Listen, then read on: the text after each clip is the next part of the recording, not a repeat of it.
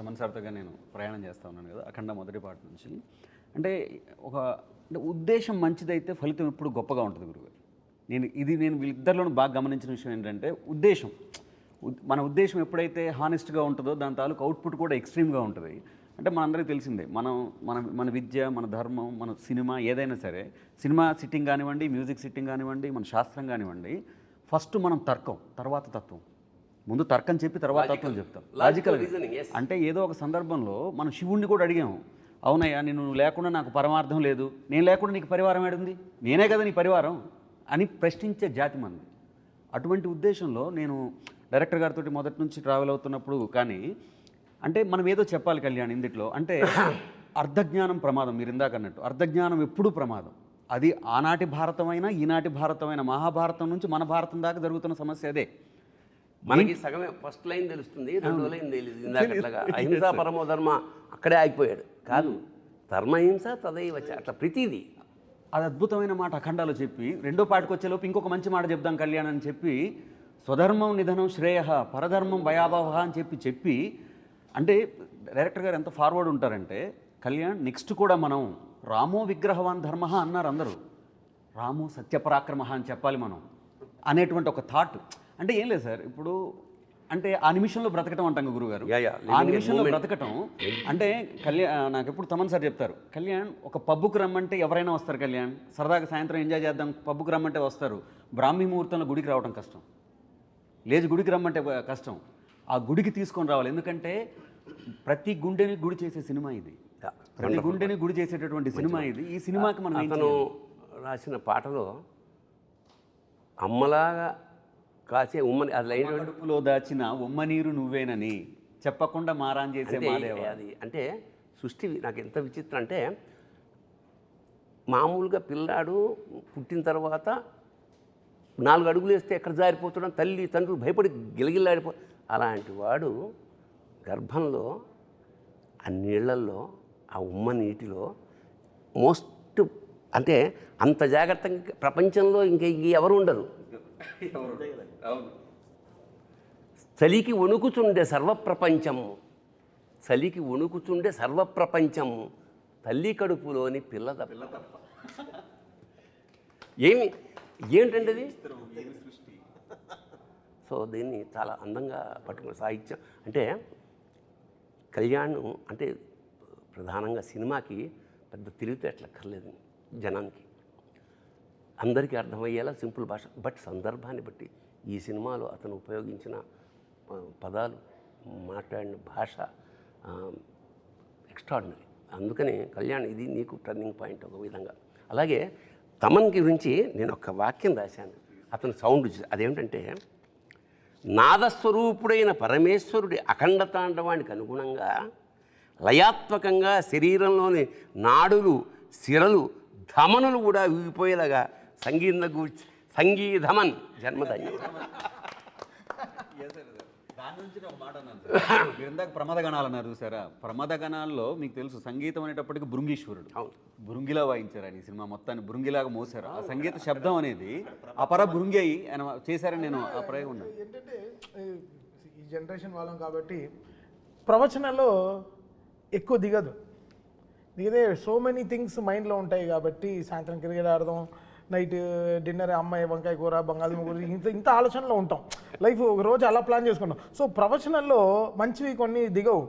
But cinema ఆయన first half నాకు ఇచ్చిన తర్వాత ఆయన చెప్పిందల్లా సినిమాలో అర్థమైంది. ఓహో ఇది చూస్తూ ఉంటే సినిమా ఒక రీల్ 1లో అక్కడ మన అష్టదిగ్మనంలో అసలు దీన్ని ఇంకా నేను ఫిక్స్ అయిపోయాను, ఇంకెళ్ళి ఇంకా గుడికి వెళ్ళి తలుపులు మూసేయాలి ఇంకా అసలు ఇంకా అంటే ఇంకా ఎవడు దీని తర్వాత ఇంకా థియేటర్కి బయట ఇంకా వాట్సాప్ ఫేస్బుక్లో ఎవడు చూడకూడదు, ఇంకా లోపలికి వెళ్ళిపోయి ఇంకా లాక్ చేసేయడమే. అంటే 2.5 గంటలు ఇంకా ఏం అసలు ఎవడు ఫోన్ చూడకూడదు. అలాగే శివతత్వాన్ని విష్ణుతత్వాన్ని పరమాద్భుతంగా మిక్స్ చేశాడే. ఇప్పుడు శివుడి ముందు నంది ఉంటాడు, లాంగ్ షాట్లో హనుమంతుడు ఉంటాడు. ఎందుకు ఉంటాడు? ఉంటాడేమో ఉంది గుళ్ళు కదా, అన్ని పంచారామ అన్నీ ఉండొచ్చు. కానీ ఇందులో విష్ణుతత్వాన్ని తీసుకుని ఆ రామతత్వాన్ని తీసుకుని అందులోంచి గద తీయడం అనేది అంటే శివకేశవులకు అభేదం. ఇప్పుడు ఎంత అంత అంత ఎంత ఎంత పొయిటిక్గా దానికి నిజంగా అంటే ఇప్పుడు దురదృష్టవశాత్తు దేశంలో మా విష్ణువు గొప్ప, మా శివుడు గొప్ప అనే ఒక దరిద్రమైన ఒక భావన ఉన్నది. మద్భక్త శంకరద్వేషి నా విష్ణు పురాణంలో చెప్తున్నాడు విష్ణు, మద్భక్త శంకరద్వేషి, మద్వేషి శంకరప్రియ. నా భక్తుడై శంకరాన్ని ద్వేషించేవాడు, శివుడి భక్తుడై నన్ను ద్వేషించేవాడు, యోభౌ నరకం యాంతి యావశ్చంద్ర దివాకరం. సూర్యచంద్రులంతవరకు వాళ్ళకి ముక్తి లేదు. ఎందుకంటే రెండు నేనే, ఒకే కాయనికి ఉన్న రెండు నేను. ఈ రెండుని విడదీసి సపరేట్గా చెప్పకుండా చాలా ఆ సోలం ప్లేస్కి ఎప్పుడైతే గద వచ్చిందో తెలియకుండానే విష్ణుతత్వం ఎంటర్ అయిపోయింది.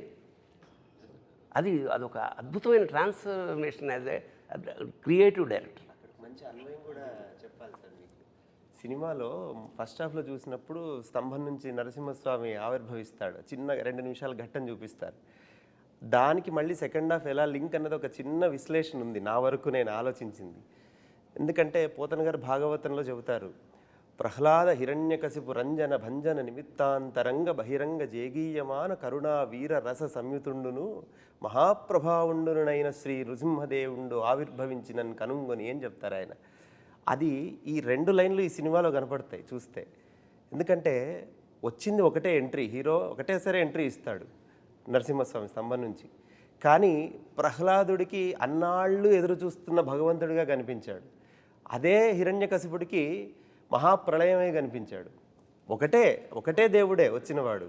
ఈయనకేమో కరుణ వీర రస సంయుతుండు అంటే కరుణ చూపిస్తున్నాడు భక్తుల మీద, ఇటు రాక్షసుల మీద వీరరసాన్ని ప్రకటిస్తున్నాడు.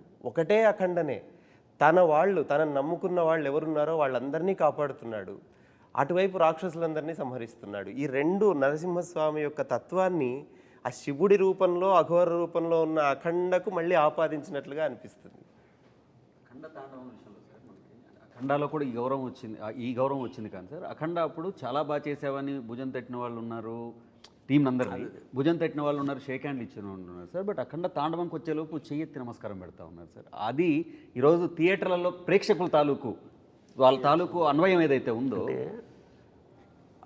బాలయ్య బాబు విగ్రహం, ఆ గెటప్ ఒకటి ఫస్ట్ ఫ్రేమ్ నుంచి చివరి ఫ్రేమ్ వరకు ఆ కన్సిస్టెన్సీ ఆఫ్ క్యారెక్టర్ అసలు ఎక్కడైనా డ్రాప్ లేదు. అదే ఇమోషన్ అలా నాకు అనిపించింది. కాళీయుడి పడగల మీద విషం కెక్కించే నృత్యం చేసిన బాలకృష్ణుడు విరాట్ స్వరూపం చెంది శివుడై అఖండ తాండవం ఆడాడు. ఇక్కడ దాచుకున్నాడు, అక్కడ కక్కించిన వాడు ఇక్కడ దాచుకున్నాడు. నిజంగా అంటే సార్ రేరుగా ఒక వ్యక్తి నేను హాయిగా అంటే ఈ వేషం పరిపూర్ణమైన తృప్తితో చేశాను అని బాలయ్య వెనక్కి తిరిగి చూసినప్పుడు ఈ సినిమా ఖచ్చితంగా ఆయన వెనక్కి తిరిగినప్పుడు అఖండ మాత్రం కనిపిస్తుంది. ఎందుకంటే ఆ గెటప్ సాక్షాత్ ఇప్పుడు ఇతనే శివుడేమో అని అక్కల సాక్షాత్ స్వరూపు తెలిసిపోతుంది. రెండింటి మధ్య అభేదం కనిపిస్తుంది నాకు. పైగా ఆ డైలాగు వాడు విభూది కొండ అన్నం అనేది అబ్బబ్బబ్బబ్బబ్బ. ఎందుకంటే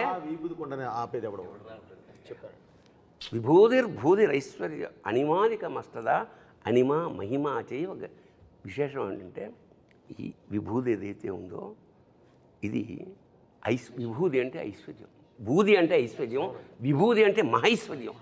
మరి మహేశ్వర్యాన్ని ఇక్కడ ఎందుకు రాసుకుంటామంటే ఒరే ప్రపంచంలో ఏ ఐశ్వర్యమైనా అల్టిమేట్గా ఇదేరా, రోజు కొంచెం రాసుకో నీకు ఐడియా వస్తుంది. అల్టిమేట్గా బాలయ్య చేతిలో ఫైనల్గా ఉండేది ఏంటి, ఎవడైనా ఎన్ని చూడలేదు రాజు అంటే అలాంటి విభూతి కొండ అండంలో అన్వయం. ఒకటి తెల్లగా ఉంటుంది కొండ, హిమాలయాలు తెల్లగా ఉంటాయి, స్వచ్ఛతకి మారిపోయారు. అనంతమైన అండ ఆ బంగారు కొండ లేదా మంచు కొండ లేదా విభూతి, ఆ కొండ విభూతి కొండ అని ప్రయోగించడం మాత్రం ఐ రియల్లీ అలాగే క్లైమాక్స్లో మనవాడు రాసిన సంస్కృత పల్లవి ఏంటి పల్లవి ఒకసారి అను. అఖండ హైందవం హైందవం హైందవం విశ్వరచన వైభవం. ఒకసారి పులకించేసింది అన్నమాట. అంటే లెండి ఇంకా చాలు, ఈ నిద్ర చాలు, ఇంకా తమను వస్తున్నాడు కొట్టండి. మేల్కొల్పు అంత స్ట్రాంగ్గా నిజంగా ఇది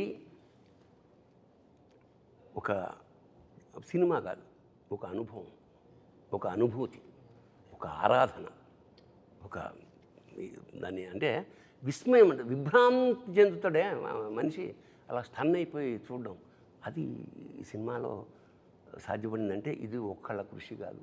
ఎప్పుడైనా సరే కెప్టెన్ ఆఫ్ ద షిప్ అని డైరెక్టర్ ఉంటారు, ప్రొడ్యూసర్ ఏమన్నా ఓనర్ ఆఫ్ ద షిప్, మిగతా అందరూ నడిపారు పడవని.